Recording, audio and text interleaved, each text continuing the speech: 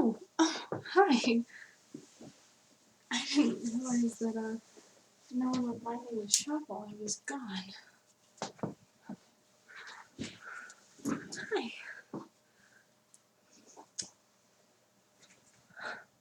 Sorry about that. Welcome to Babcia's Closet. My name is Arden. What can I do you for? Oh, alright. New in town? Just checking out all the antique shops? Did you see Katrina up on 14th? Yeah. Yeah, she's pretty, eclectic. What do you want to see? What do you want to... I got stuff from World War II, World War I. I have some like very small items. I have some slightly larger items. I have clothing. Just general stuff. Alright, well I can give you a taste of what we have. Let's see here. I think... Ooh, I can start with this one. Hang on, let me get it. Alright, this is a book bag from the early 1900s. And it's literally what it sounds like. It's a piggy bank, but it looks like a book. And it's really interesting. It has like a spine and everything. It has like words on it. It says, "Save and Have, Robert Morris, patented US NOS 1701153 174 9655. Other patents pending, patented in Canada and Great Britain." Volume 5, of course. And this is a fabric coating on the outside, so you can hear the fact that it's just straight over metal. It's very, very nice find. And I have the key to the bottom, but I've had a problem with kids just kind of coming in and pulling keys out of things, so I am making sure to keep a hold of them this time. What else do we have? Here, I'll put this back.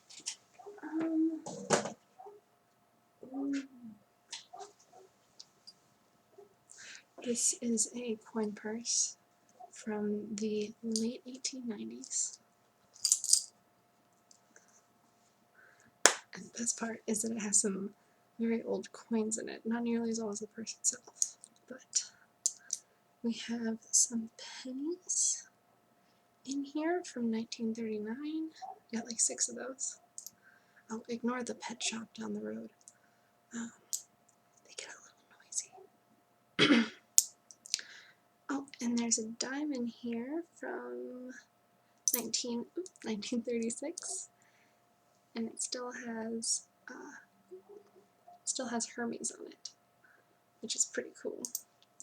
And then we've got a nickel in here from 57. And what else? A quarter from 1943. And, okay, my personal favorite is a silver $50 from 1917. And it's got the little, it's just this scene, and it's this woman holding some branches, and there's like stardust near her face and the sun in the background. It's really well done. So, and I have several other coins for sale if you want to check those out next time. What else? What else?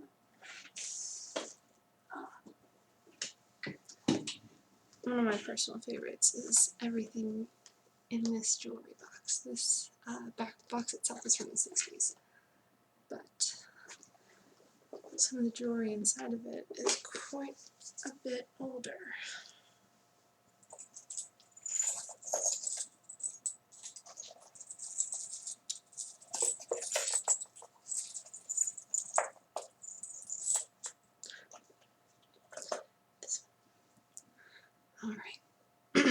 this is a little gold pin that is 2 hearts with a little arrow through them, and it says Eleanor on it.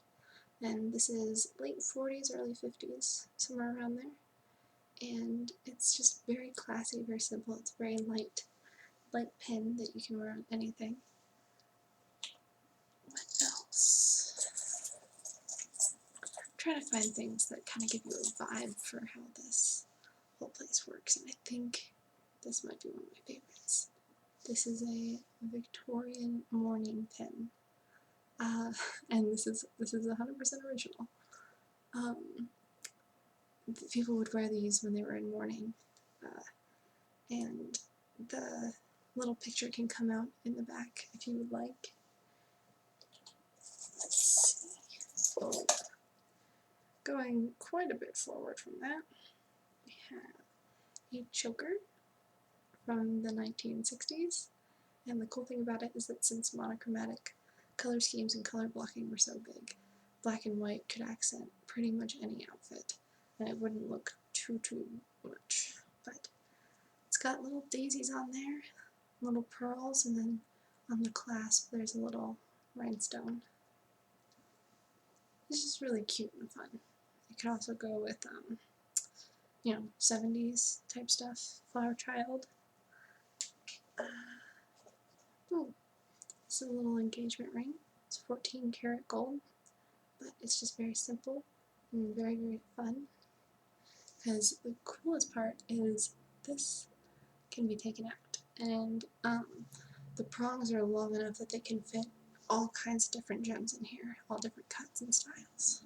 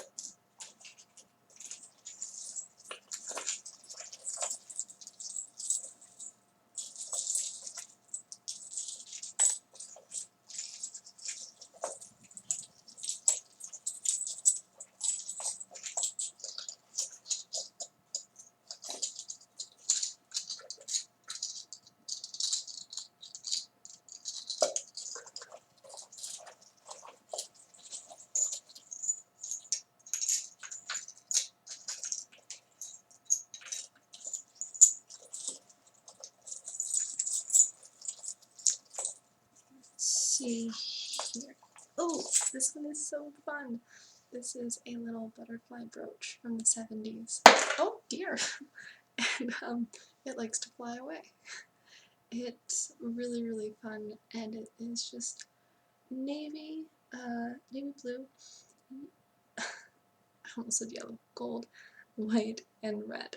And it is so fun. Look at it. It's so damn cute. It's just so, like, isn't that sweet? I love it. Let's see. There's one other thing that I really wanted to show you. Here we go. This little brooch. This is from the 1930s, and it reminds me of a watercolor painting because of the effect on the little petals here. So that's just a very small selection of everything that we have, but I just wanted to give you an overall vibe for some of the eras that we have available. There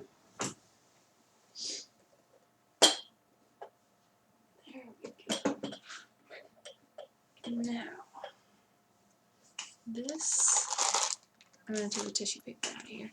This is one of my favorites. This is a Victorian soap dish that I repaired myself. The only parts missing, were here and up here, but everything else came out really, really well, and it's held up, and none of it's gotten messed up or discolored or anything. But I'll take the lid off, and then inside here there's this little soap dish, and then the drippings get caught in this, and it's just very, very Very sweet and very old. And on the bottom, this is so old. All it says is England. But it is wonderful. It was smashed to absolute pieces when I first got a hold of it, but I think I did a pretty good job patching it back up. So, yeah, isn't it neat? It's a little wobbly, but I think it gives it character.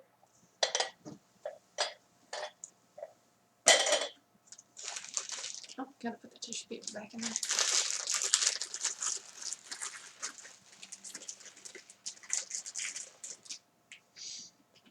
Okay.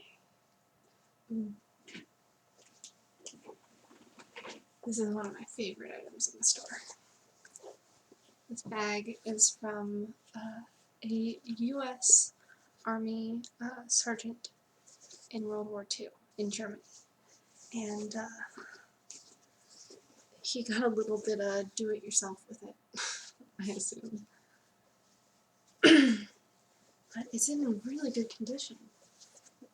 Check it out. Isn't that neat? And it's very, very sturdy. Actually, considerably softer than I would have imagined. But it's been through a lot, and there's these little claspy bits up here so that you can clasp and unclasp and just kind of, you know, throw it on and get out there with your friends. And it has these little buttons on the front. And inside you have 1, 2, 3 little pockets and a little hole down here for another one of those clasps to go in. And yeah, this is by far one of my favorite things in the entire store.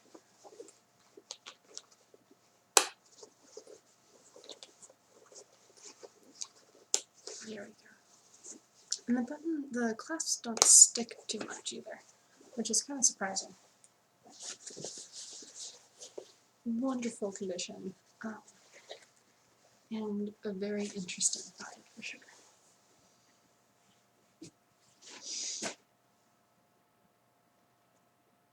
What else do we have? Oh, we have some hats. This is just a sample of what we have. We have this. The netting is a bit torn on it, but if you want to purchase this or anything where the netting is torn, I will replace the netting for you and then get it to you. But it's just this really interesting little hat. It sits like that, and then you can bring the netting down, but I'm not going to because it's already broken. And you can fix it in place with some hairpins through the little crisscross pattern over here. We also have this one, which is one of my favorites. It's like a it's like a subdued party hat. See? And it sits on the back of the head, and the netting doesn't come down too terribly far, so I just like to fix it back into these. This is actually this is part of our spring display. Whenever I, fix things up, I always put this out front, and I get a ton of questions about it. And it's wonderful. On the inside it says Chongqing Original. Right? It's a lovely hat, and I've never seen anything quite like it before. Now, speaking of hats, this is not the original box for the same hat. However, oh goodness.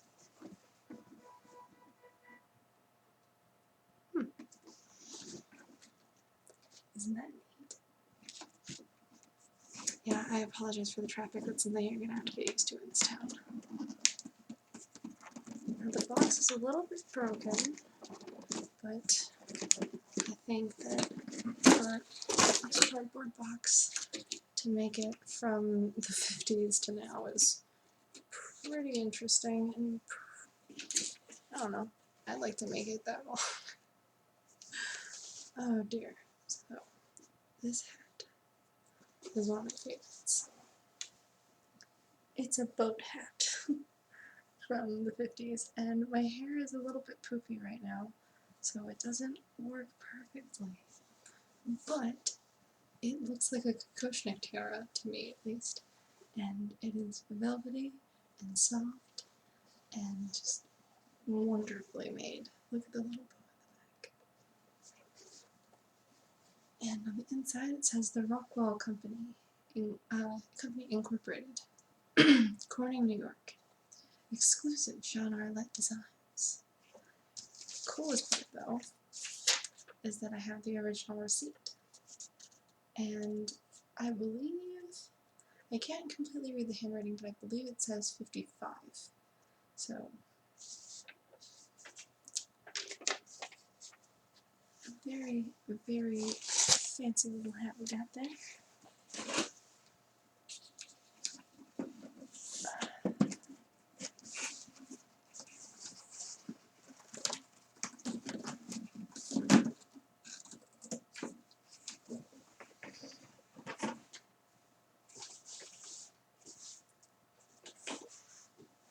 Now, one of my personal favorite items, I'll take it out of the box before I show you the box, is this sewing machine. It's really little, and it says Kiani Sewmaster Sewing Machine, Kiani Corporation of America, New York to New York, made in US Zone, Germany, which is pretty interesting. And someone decided to put a sticker on the box before bringing it in. And take out the instructions, and then I can show you the actual sewing machine. Is that not the cutest thing you've ever seen? It works and everything.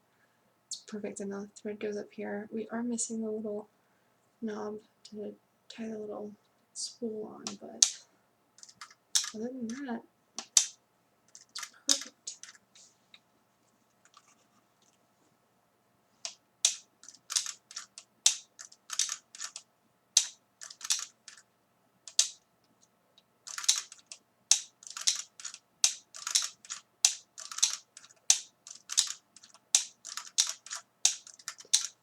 The sound is just so satisfying to me.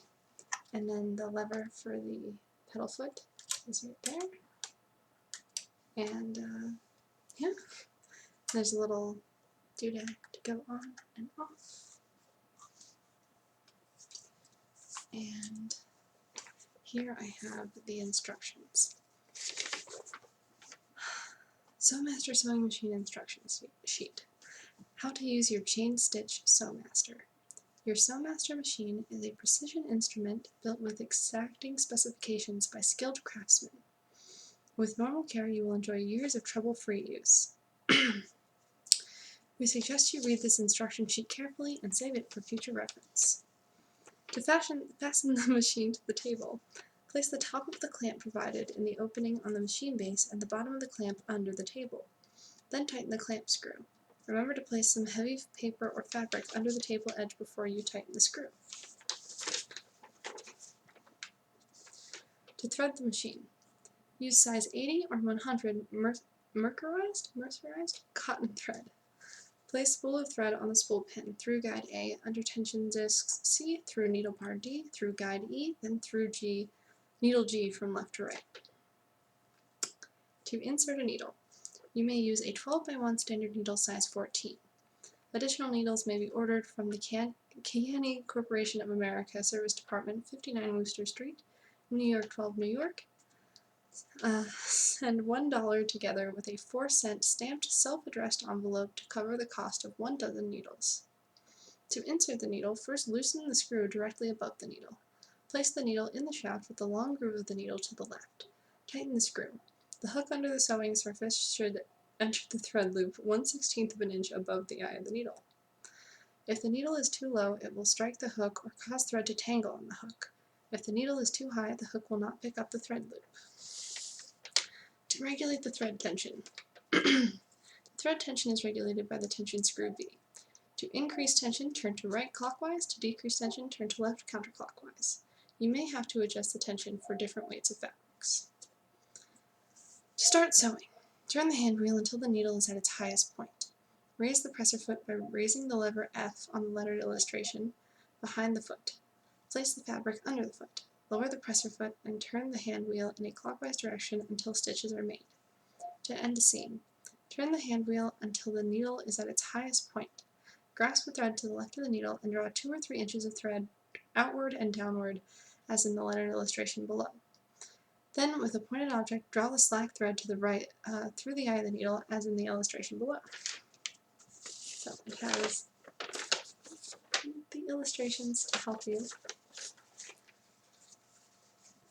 Then raise the presser foot and pull the material away from you. Be sure the needle is still at its highest point when you remove the fabric. Turn the material to the underside and tighten the last stitch by gently pulling on the loose thread end. To oil the machine, use any good sewing machine oil. Place 1 drop of oil on each moving part, including the needle bar and the hand wheel connection. If the machine is not sewing properly, check your threading, check for too tight tension, check for thread tangles on the spool pin or other machine parts, check if the thread is tangled on spool or other machine parts, check to see if the thread is too heavy for the needle, and the machine may need oiling. For repairs, do not return this machine to your dealer, but send directly to the Kiani Corporation of America. Send $1.25 to cover return, parcel post, handling, etc. If major repairs are needed, you will be notified the amount of cost before repairs are made. So that all comes in here.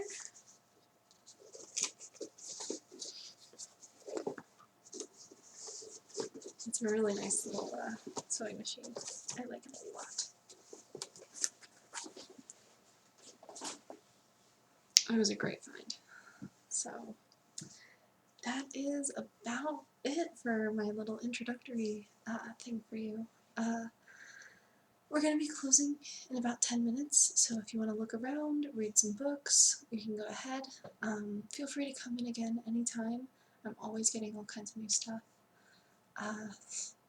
Oh, and if you need anything looked at and given an idea of how much it could be worth, I can do that. However, do you know Katrina down the street? Okay, yeah. She is really, really good with books and Victorian dog sweaters, specifically for greyhounds. So if you have anything like that, then feel free to go down her. She's got a very, very specific set of tastes, but she's very good at what she does. So anything else, feel free to bring to me, and if I don't know, then I can refer you to somebody else in the area. Alright, well, it was great to meet you, and feel free to come in. Seriously, we have books, we have tea, and we have good music, usually, when the gramophone's working. Alright, have a good day. Drive safe. Bye.